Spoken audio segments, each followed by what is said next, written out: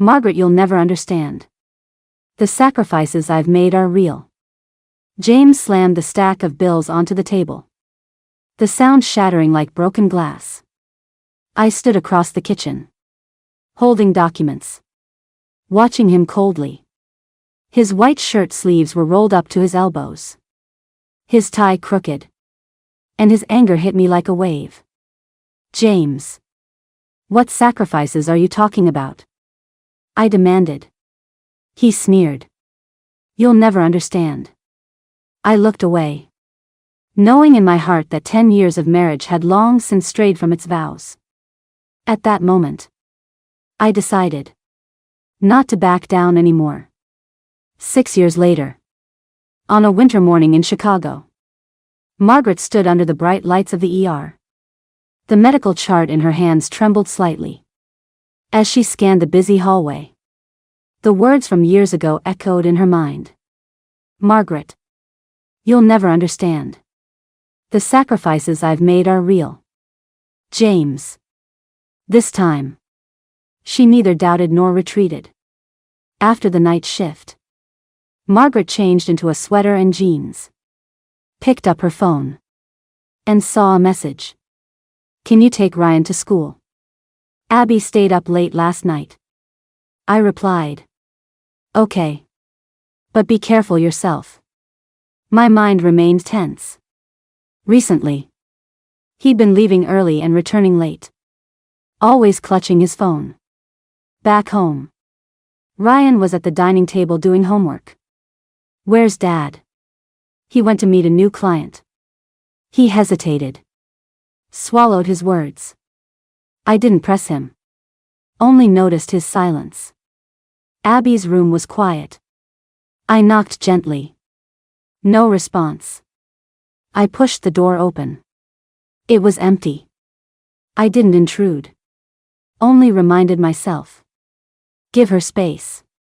3 weeks later, at lunch, my friend Diana stared at me.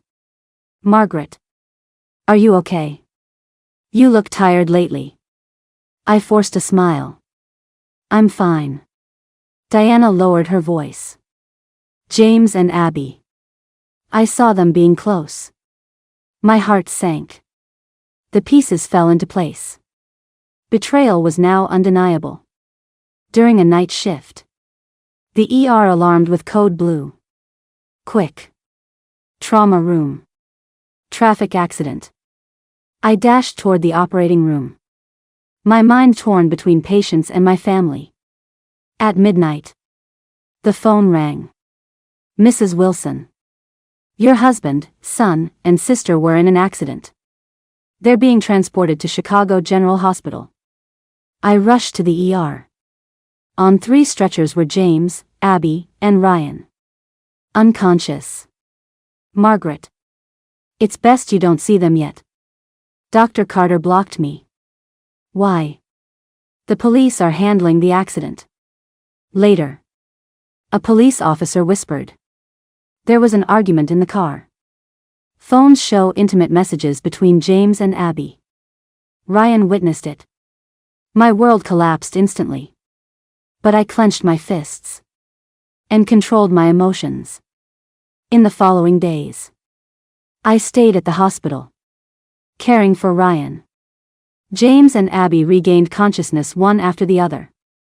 I didn't see them immediately, focusing instead on checking Ryan's injuries and arranging rehabilitation exercises, letting action replace inner turmoil. That morning, I entered Ryan's room. He looked weakly at me, his hand moving slightly. Mom. I held his hand. It's okay, Ryan. Mom's here. I saw. He whispered. I patted his hand. It's all right. You didn't do anything wrong. Then I went to James and Abby's room. Why? Why hurt us? I asked directly. James stammered. It's just. Abby sobbed. I didn't mean to. I interrupted. You chose betrayal. I choose to protect myself and Ryan. To help the children recover, I coordinated physical therapy, medication adjustments, and psychological counseling with the nurses. Every step was methodical. I monitored their movements to ensure Ryan's brain injury didn't impede his recovery. When James tried to approach, to persuade me to forgive, I sternly stopped him.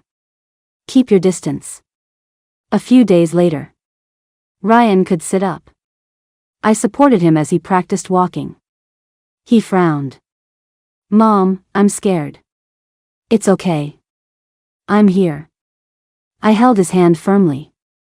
Abby and James remained silent beside us. I gave clear instructions. You may not enter the room freely. Only follow the nurse's guidance. A week later, Ryan could walk independently. Though still weak, his gaze was resolute. I decided to let him go outside for a short time. He held my hand. Mom, can we go to the playground? Yes. But I'll be right there. At the playground, I watched him run carefully, silently vowing, no matter what happens, I will keep him safe and restore his life to a secure path.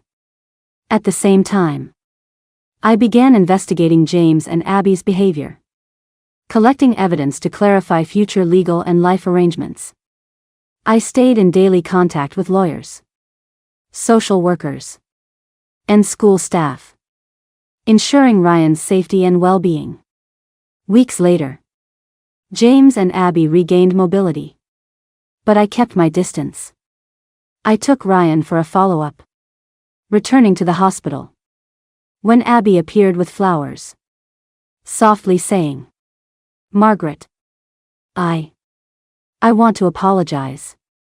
I accepted the flowers, my gaze steady.